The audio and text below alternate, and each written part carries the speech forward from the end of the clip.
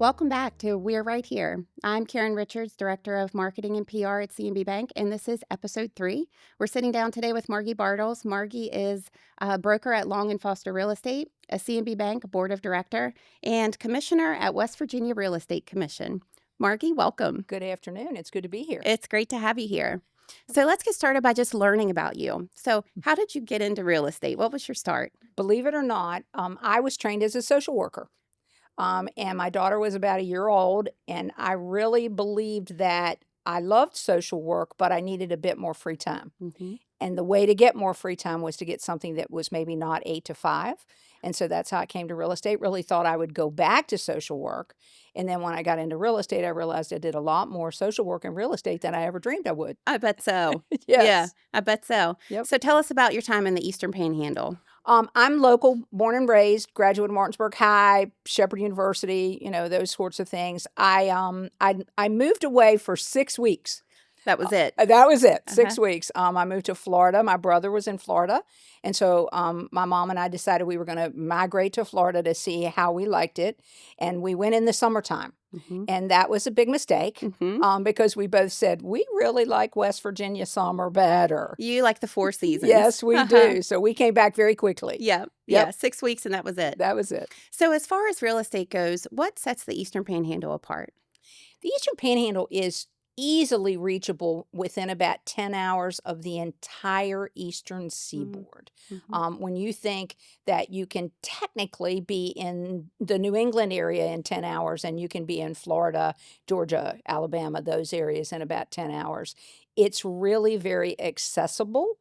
The other thing I think that sets us apart is we also have, within 90 to 120 miles, we're in huge city centers. Obviously in the D.C. metro area, Northern Virginia, Loudoun County, fastest growing county in the U.S., those sorts of areas. The other thing I think that makes the Eastern Panhandle so wonderful is that we have the best of all the worlds in the Panhandle. We're easily accessible to beautiful vacation areas in Snowshoe and Timberline and those sorts of areas in West Virginia. And yet we're very, very accessible to folks who need to maybe commute to work. Mm-hmm. We often talk about our proximity to Baltimore or D.C. or Loudoun County, like you mentioned, but I can't say I've thought about the 10-hour point. I actually learned that at a relocation. I was doing a relocation for Long & Foster, and we actually traveled to Atlanta to meet the relocation team and to meet the folks relocating. And the relocation coordinator there said, "Did you realize?" And very frankly, I did not. And she said, when we do relocations for companies, what we often get is a request to be within 10 hours of any city center and the shore, and technically the shore. Yeah. And wow, we fit right there. We're it. Yeah. So let's talk about trends in real estate. What are you seeing in the Eastern Panhandle? Well, and obviously during COVID, we had a huge influx of consumers who moved here who were remote workers. That is changing just a bit right now. What I do see is that we're still getting an awful lot of work folks who are willing to commute. It's very affordable here in terms of the affordability in West Virginia. Price point for Berkeley County in March was $309,000. Price point for Jefferson County in March, which median price was $400,000. Morgan County, a surprise, the price point median in Morgan County in March was $349,000. I heard that recently and was Yes. surprised to see that for Morgan County. Morgan County has really become much more desirable even as a commuter location because it's getting access. And the new 522 is going to be a wonderful addition to the county and make access just that much easier. The other thing that I see in West Virginia that's probably the changes over the last 5 years is that we have lots of availability for consumer buyers in new home subdivisions. We have, I don't know that I can name how many, but I can certainly think of 6 or 8 new home builders, national new home builders that are in the area. We have obviously some local quality home builders that are in Spring Mills and everywhere in West Virginia. But Mhm. realistically, there's new homes availability in West Virginia and the Eastern Panhandle, and that's really atypical for most of West Virginia. Mhm. Morgantown is getting some new home availability, but the rest of West Virginia is maybe not seeing the building impetus that we're seeing. Mhm. What's the average time you're seeing a property on the market now? Well, reality is inventory is still extremely tight. Yeah. An awful lot of sellers have said, I'm just going to stay. Yeah. I'm just going to stay. Mhm. Now, obviously, there are instances that a seller will say, I'm going to move because I've had a life change. I Mhm. have to move because I've Mhm. had a life change. But the inventory is tight. And so, what I'm seeing is that those houses that are newer or priced right, they're historically going to have multiple offers, particularly if they're at a price point that is very affordable and is in that median price range, which Mhm. which is in the threes to four. Mhm.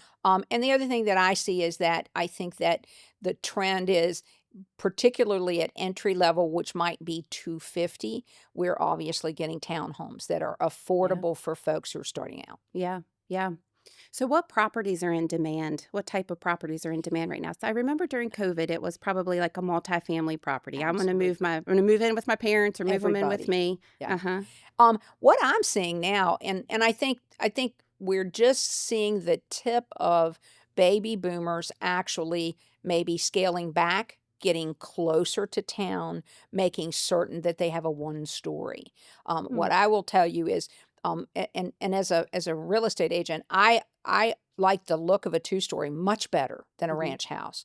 But Mhm. what I will tell you is curb appeal is there in the two-story, but the demand is for the ranch. Mhm. And what I'm seeing in one stories is that we're getting an awful lot of, particularly, maybe 60-year-old folks Mhm. who are saying, okay, it's really time to maybe get a little closer to town to make sure we are in a one story.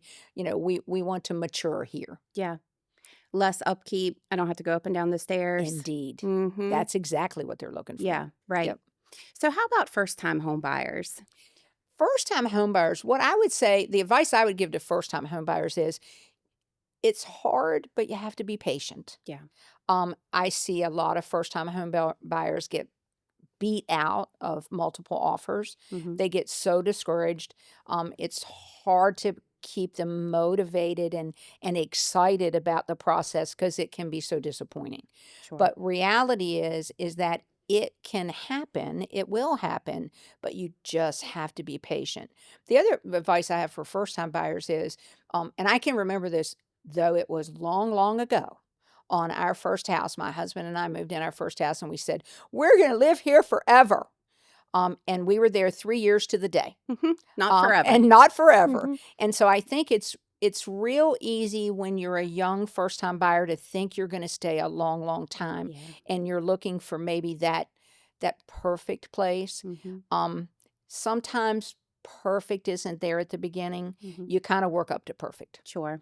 I would agree with that. So we moved into our house back in 2006, Hmm. I guess, Hmm. and what we thought was perfect then is probably not Not perfect now. now. I'd like to be a lot closer to town than we are right Absolutely. now. Yep. Um, but I also cannot imagine starting out right now. That's gotta be really tough for first-time home buyers. Oh, I and what I see for first-time home buyers is it's just daunting. Sure. They're having the problem with inventory. Lots of first-time home buyers maybe don't quite understand the financing or Yeah. how it all works. Mhm. I think the real estate process has become a bit more transparent, but still overwhelming. It's just overwhelming. Mhm. And so for folks who have maybe, particularly those folks who have, maybe just graduated college or just graduated high school, and yet they know they don't want to live with their parents forever. It's just important that they get the facts and establish relationships with those agents, those bankers, those title attorneys who Mhm. they will maybe use their entire life. Mhm. It's all about that long-term relationship. Yeah. I assume you like to see your buyers come with a pre-approval letter. They've already Absolutely. talked with their banker. Yep. And Mhm. realistically, a pre-approval letter is not only good for them to prove to a seller, but it's good for them. Mhm. It's very easy to fall in love with $1 million house. Oh, yeah. Now, Mhm. can I Oh, yeah. afford it? Not so No. much. Mhm. So Yeah. so that's the biggest thing is I never want a first-time buyer to be disappointed about, "Gee, I really love this one, Margie. What do you mean I can't afford the payment?" Mhm. Yeah. Yep. So you mentioned sellers. Mhm. Let's talk about some common mistakes maybe that sellers make. Well, I think that sellers overall have become much more aware of the process. Mhm. But the other thing that I think is that when a seller isn't thinking about selling, they're likely to make some real improvements to their house that are very specific to them. And then all of a sudden, when they get ready to move or sell, they see that what they might have paid a big amount of money for Mm. is really not going to get them more money on the open market. Mhm. I think the other thing that sellers often think, and this becomes an issue on properties that are a bit older. One of the things that appraisers look for, that buyers look for in a property that's maybe 20 or 25 years old is, am I going to have to replace the roof? Will it come quickly?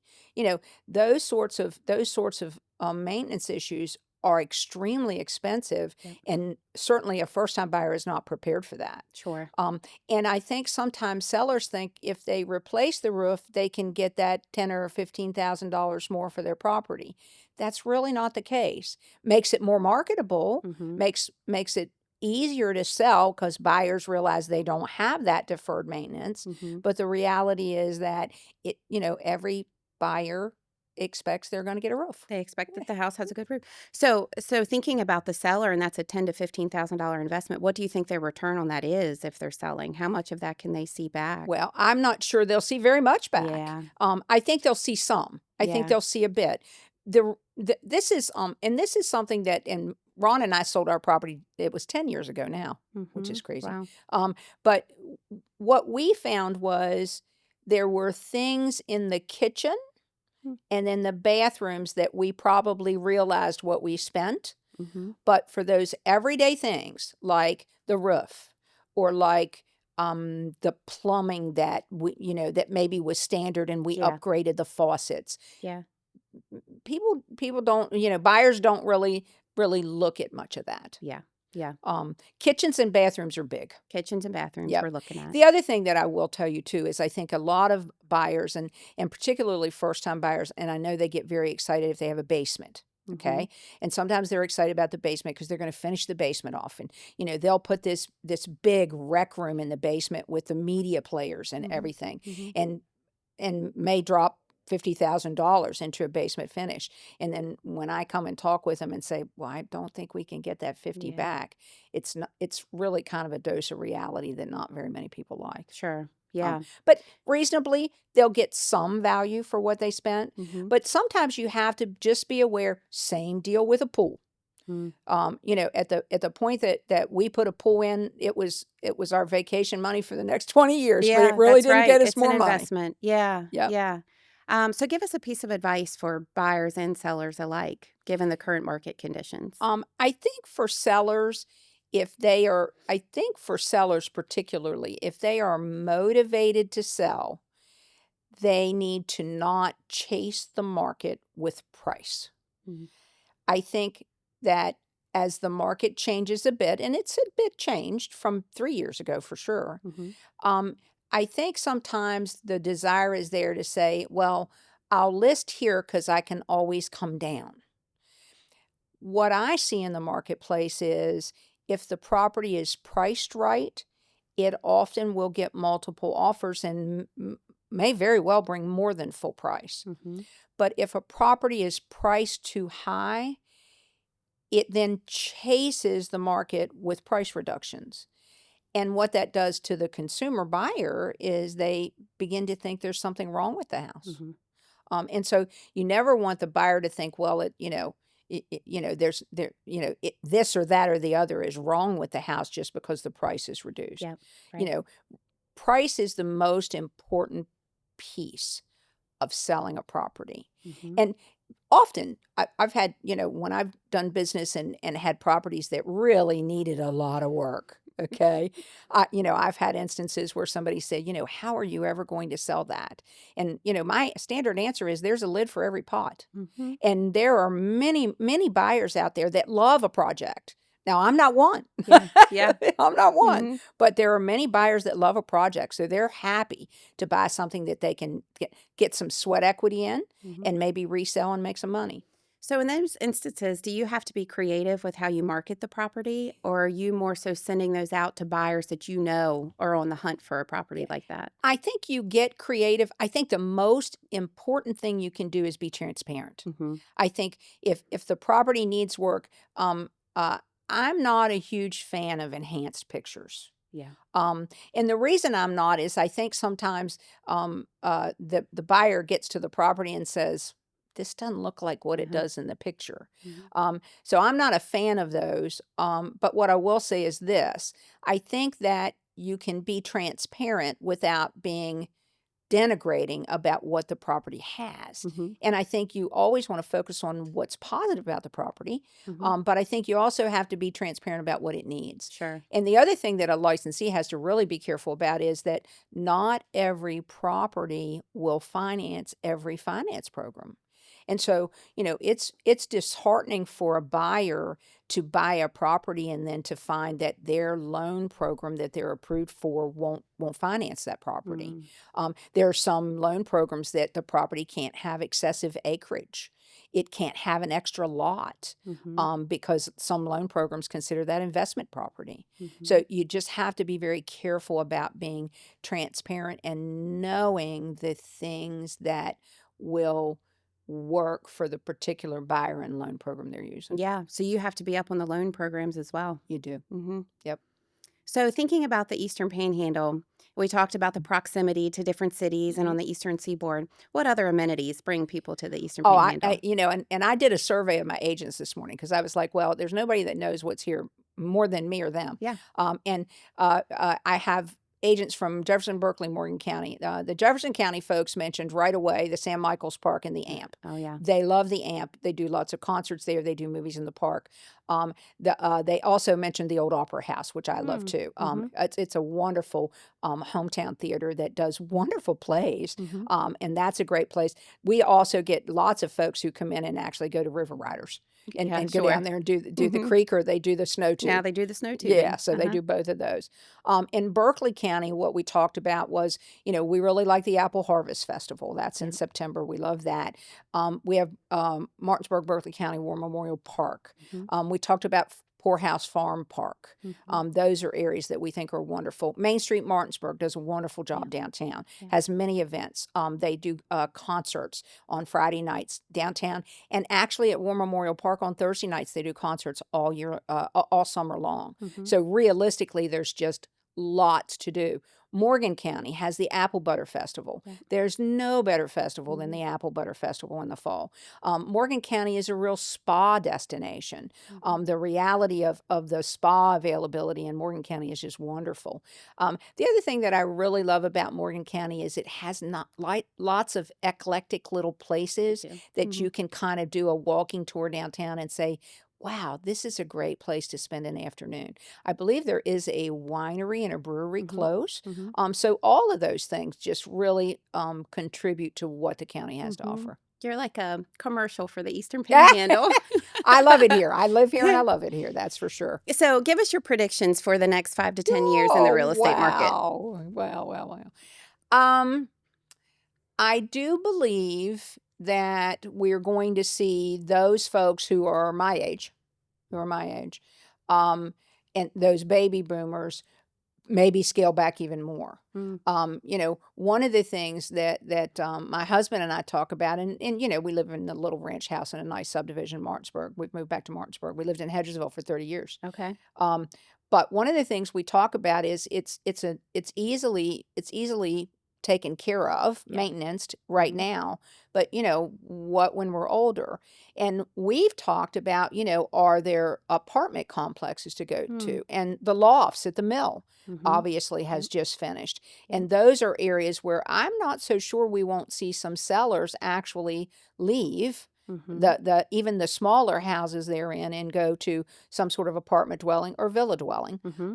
And Mhm. I know there is a small section of villas now in Martinsburg Mhm. for homeowners. So again, it's taking care of less and less. Right. For first-time buyers, I think that we'll see um, first-time buyers probably still migrate into townhomes, but I think those townhome owners will be able to migrate into one primary residences Mhm. that Mhm. are basically on a smaller lot.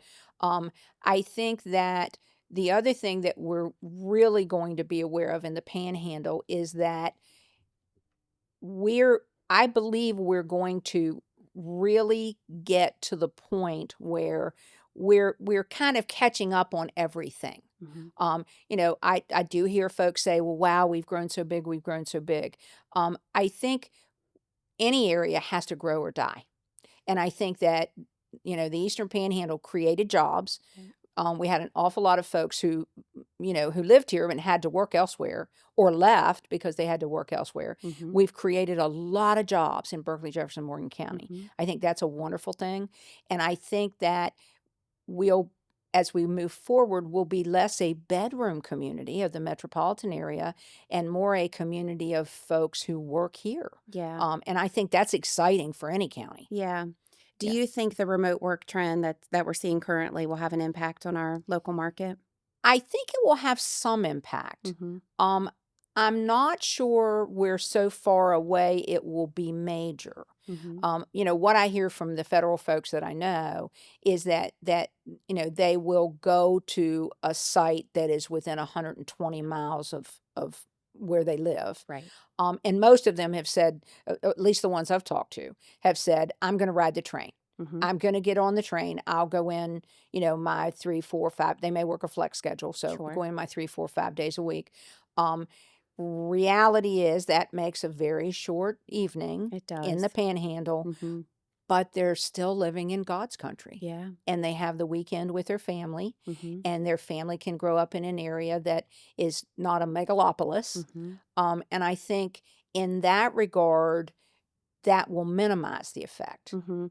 And I truly believe that. Yeah. You hope they still can find that balance between work and Exactly. family life. Yes. Yeah. So I want to talk about your role as broker Mhm, and your team. mhm. How many agents do you have?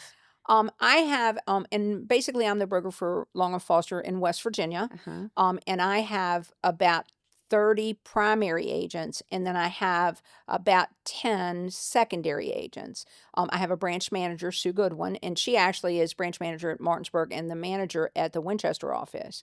And I do actually have some licensees in the Martinsburg office who also have a Virginia license, and Okay. I have a couple that have a Maryland license. So Okay. we're a company that is a Mid-Atlantic company, so we have folks who are licensed in all 3 states. So that sounds like a lot of agents to Yeah. me. So we talk about work-life balance. How do you do it?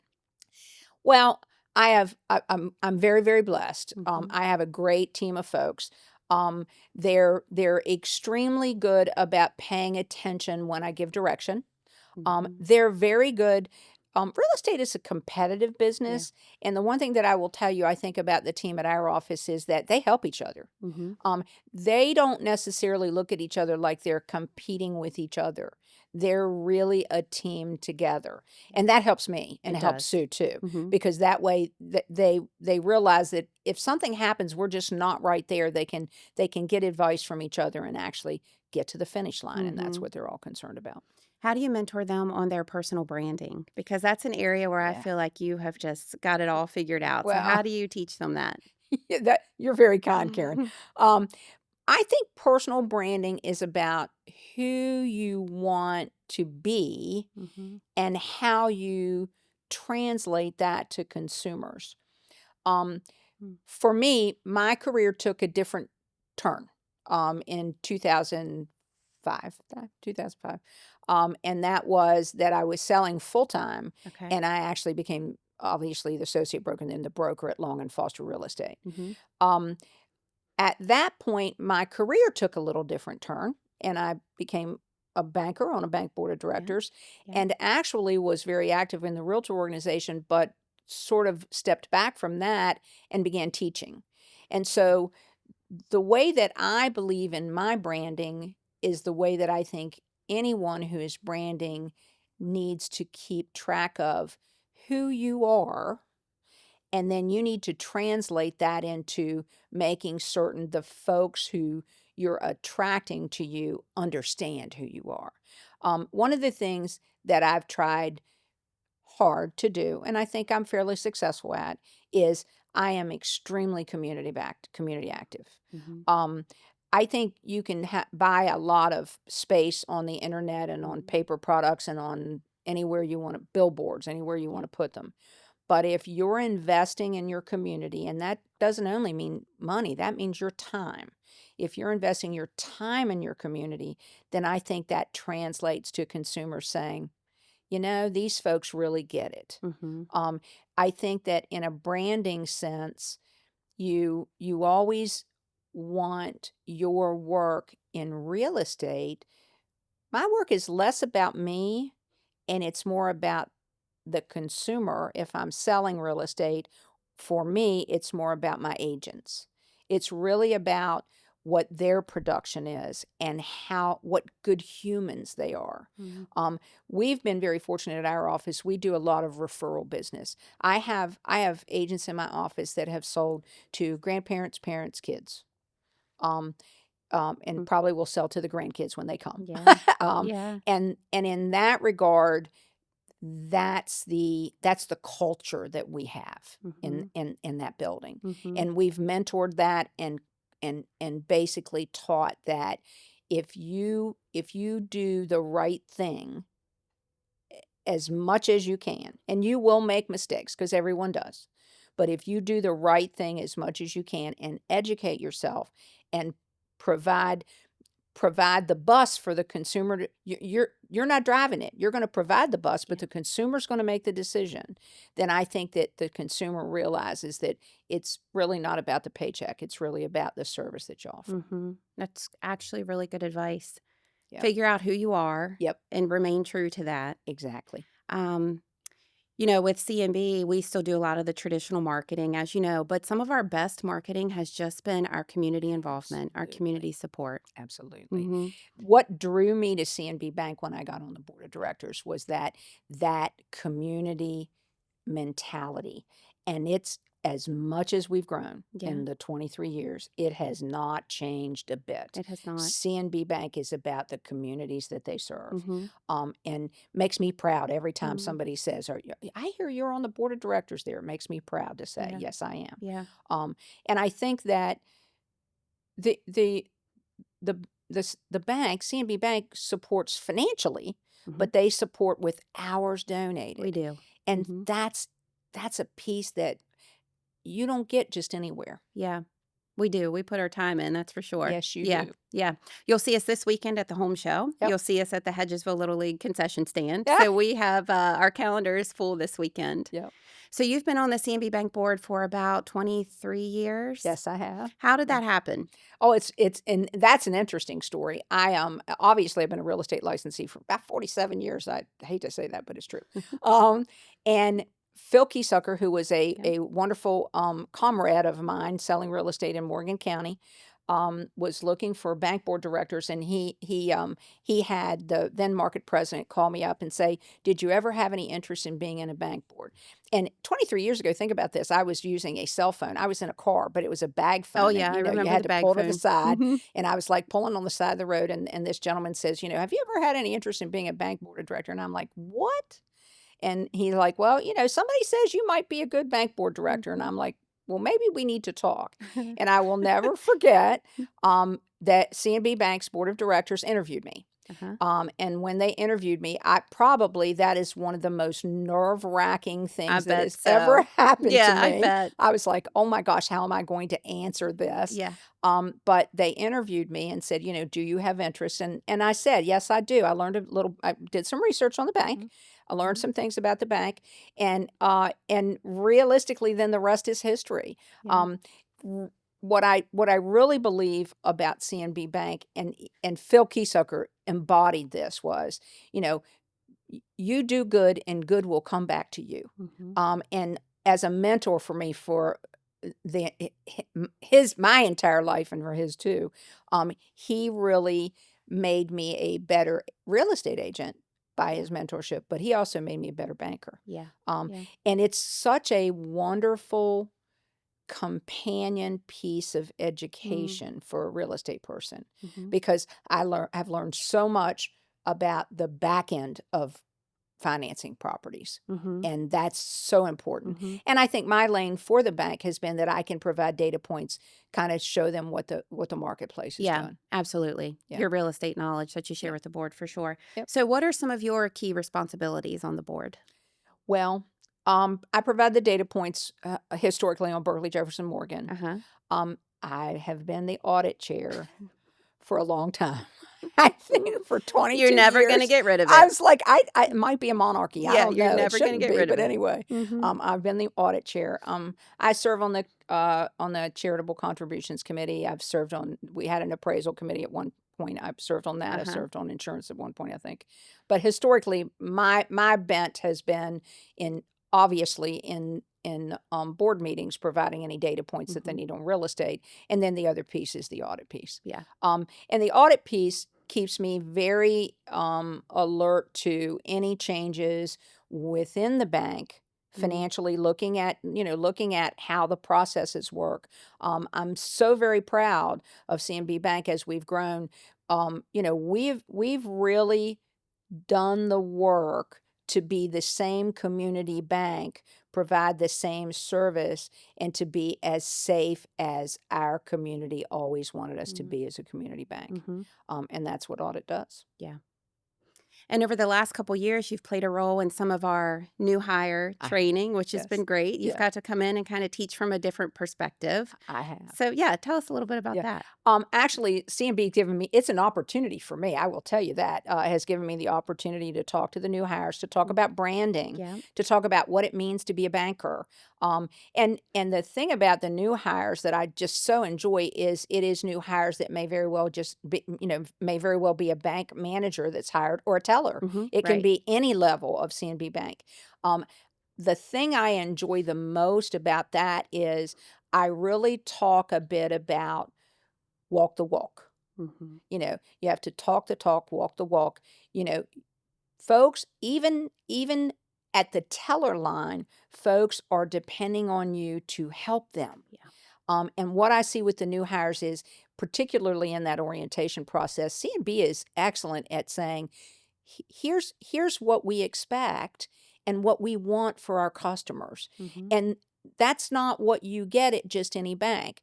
I have friends who because they know I'm on a bank board, they'll come to me and say, "You're never going to believe what they did to me at so and so." And all I ever say is, "Well, I don't have that problem. I'm at CNB." Yeah. Well, thank you. Yeah. Sorry. But, we're very careful and intentional about saying these are our expectations. Mhm. This may not be for everyone. We hope it's for you, but this may not be for Sure. everyone. And we hope you'll stay on the team. But I like walk the walk. That's Yep. just another way of saying be true to yourself. And yeah, Absolutely. that's excellent advice. So let's talk about you. So, what's your favorite style of house? I've kind of said I love the curb appeal of a two-story. Uh I huh. think there is just nothing prettier than a two-story. I think that, and I raised kids preliminarily in a two-story and then moved them to a ranch. And what I will tell you about the two-story that we realized even with teenagers was they didn't go upstairs. Yeah, right. They were wanted to be right downstairs in the family room. Uh So huh. we were like, well, when we build this next time, we're not building a two-story. No. So then we built a ranch. And what we did, we were probably one of the first houses that I'd ever been in selling real estate that had bedrooms on each end. Uh huh. And the master bedroom was on one end, Yeah. split bedrooms, master on one end, and the other three on the other end. Yeah. And the kids were like, any kids that visited with us said, "Wow, this is kind of weird that your bedrooms are over here and your parents are over here." Uh-huh. But that style was extremely. It was just a forerunner to Yeah. exactly what we're seeing in today's marketplace, Yeah. and really important if you have folks who visit, Yeah. Right. because it just provides some privacy. Uh huh. Yep. So give us your favorite decor. You minimalist, modern, rustic? Probably I like farm Yes. decor a Uh lot, huh. but I don't like it to be over the top. Uh huh. I think that you can carry farm over the top. And I've been in some properties that use a lot of lap siding everywhere, and I Sure. think you can use too much. But I do believe that that farm decor is really beautiful. The other thing, I really like muted colors. Uh-huh. I can remember back in the day, 20 years ago, when we would, when we would look at properties and we would be riding by, we'd say, "Look at that blue one over there. Look at Mhm. that blue one." Uh-huh. So Uh-huh. it's like, what colors are they using? Yeah. And obviously, in today's marketplace, they're using a lot of Williamsburg colors, which are very definite. Uh-huh. In my son's subdivision, there's a lot of that barn red, Mm. which is gorgeous. Mhm. A lot of sage green, which is Mhm. really pretty. So Mhm. there's some stuff out there There's some that will stuff. take your eye. Where do the flamingos come in? Ah! You're known for your flamingos. Yes. Well, this is my flamingo story. I liked flamingos anyway because I'm short and they have long legs, which is a cool thing. Um, but my husband and I live across from Rosemont School. And so my extended family, we have a family reunion every July and we get together. And obviously, I have kids, but I don't have any grandkids, but I have lots of cousins who have grandkids. Uh-huh. And some of them go to Rosemont School, which is across Mhm. the street. Mhm. And so, one of the cousins said to me at family reunion, "Hey, I have to have someone that I can tell my kids that they, if anything ever happened, that they got out of the school without supervision or were leaving the school, where would they go that is close?" And she said, "I do you mind if it's your house?" I said, "No, I want it to be our house." Mhm. And so I said to her, "You tell them to look for the flamingos." Mhm. And so I will tell you, she told me months later, she said, "Margie, every time I drop them off at school, they say, 'That's the house I go to. It's the one with the flamingos.'" So I they had no know. idea there was that story. It's They more than know. just something you collect. Yeah, It's that's it's got a exactly real right. purpose. Yes, it does.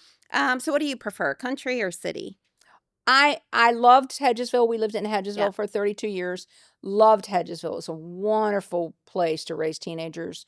Um, my kids ran up and down Ridge Road forever and a day. Uh-huh. Uh-huh. Um, uh, I I think in my heart I've always been a townie. Yeah. I was raised in Martinsburg. Obviously, we've moved back to Mhm. Martinsburg. I Mhm. think probably I've always been a townie. Mhm. My husband, on the other hand, was raised in the Valley, what we all call the Valley over in Yes. Shanghai. Uh-huh. And he still loves it over there, but Uh-huh. he's like, "I know I'm never going to live there." And I said, "Well, I'm Uh-huh. sorry, but no." We live in Back Creek Yeah, Valley, I know so you not do. I quite know to you've done Shanghai, great but over we there. live in Yeah. Back Creek Valley. So I think I know the answer to the next question. Do you prefer acreage or subdivision? Well, I'm a subdivision dweller, Uh-huh. and I see that in myself. Uh-huh. And I will tell you that the house, the subdivision we lived in Hedgesville, we had the most wonderful subdivision. We only had about 25 lots. I mean, we Mm. had block parties, we had a Christmas Nice. party, we had lots of social stuff with Yeah. the neighbors in that subdivision. I think that's why I prefer that. Yeah. That's just what my kids are used to and what I'm Mm. used to. Mhm. We Yeah. have about 12 houses, I think, on our Mm. lane, which is nice. It's Yes. small. Not a lot of young kids, so our Yeah. kids they're the youngest Yeah. one on the street, Yeah. nobody else to play with. So I can see that side of Yeah. it. It's kinda nice for the family feel. Well, and I will tell you, this was crazy. There was a companion subdivision right beside of us, and my kids, who are 47, 44, still Mhm. talk about they had a trail that they would follow from our Yeah. subdivision to the one next door to visit with the kids that were in the next Right. subdivision. Right. So and even in town, you kind of get that. When we were Mhm. kids, we would go one block over. We could go one block over to visit with our friends. Yeah. So I think you get that if you're on acreage. I will tell you, my husband says we relied on our cousins to play together. Yeah. So they were very close with family because they were all in the same They were area. all there. Yep. So tell us what's your favorite season to show a house? I will tell you, winter is tough. Mhm. And this winter was extremely It tough. was cold. It was just too cold. Mhm. And unfortunately, even empty properties, even if they're heated, are still cold. Yeah.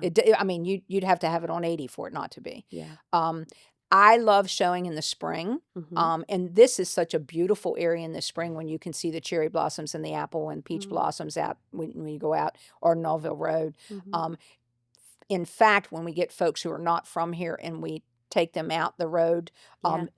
maybe stop at Oars, they're Sure. amazed. They're just amazed at the beauty. I like showing in the spring the best. Yeah. Summer gets sometimes too hot. Yep. And now fall's beautiful and you get the trees and there's lots of color here in the Panhandle, so folks like Mhm. that too. Yeah. Yeah. What's your favorite family activity? When the kids were little, We did bowling a lot. Yeah. We did bowl. Uh, we had a pool, so I raised swimmers. Uh-huh.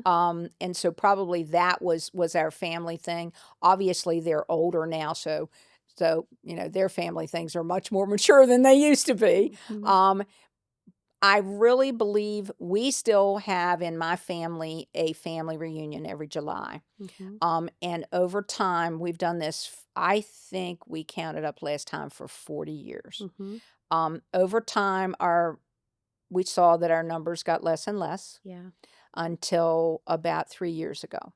And about 3 years ago, we could see that the kids and the grandkids suddenly realized this was a good thing. This is important. This is Mhm. important. And so Mhm. now our numbers are much bigger than Mhm. they've been for a long time. And I think those are the sorts of things that I like Yeah. the best. Is that your golf outing? Don't It y'all is have a our go golf I outing. thought so. We Yeah. have a little golf outing normally one of the days before after the family reunion, and we have a plaque that we give away every year, and we write a new year on it every year and say, Yes. "Here's what you win. This This is is all we it. have. This This is is it. it." Yeah. I But we love have a that good though. time. Yeah. So what's your favorite vacation spot?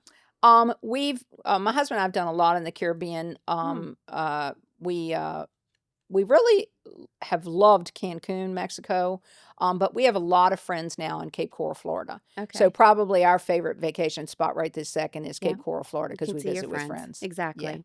How about your favorite restaurant? What's your favorite Um, spot to go on the weekend? Ron and I are Ron and I are so crazy. I mean, we're easy for fast food. I mean, we'll Yeah. do Arby's, so we don't care. Uh-huh. But we love King's Restaurant. We Yeah. love King's Italian.